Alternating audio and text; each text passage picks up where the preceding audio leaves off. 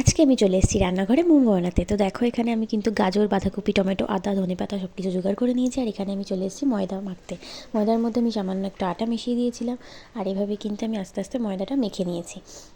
ময়দা মাখার পরে ঠিক এইরকম একটা ডো বানিয়ে আমি হালকা তেল মাখিয়ে রেখে দিয়েছিলাম। তো দেখো ময়দার ডোটা বানানোর পরে আমি কিন্তু নিয়ে নিয়েছিলাম কড়াইতে একটু তেল। আর তেলটা একটু গরম হয়ে যাওয়ার পর সব সবজিগুলো আমি আস্তে আস্তে দিয়ে দিয়েছিলাম একটুখানি নুন।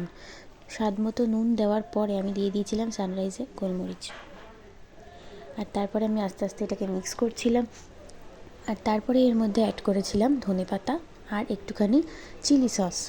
তো আমি এইগুলোই অ্যাড করি স্টাফিংসে। তো এরপরে একটু মিক্স করে আমি এটাকে রেখে দিয়েছিলাম ঠান্ডা করার জন্য।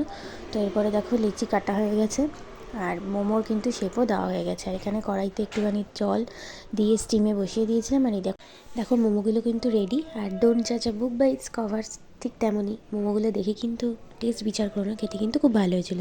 তোমাদের কেমন লাগলো অবশ্যই জানিও।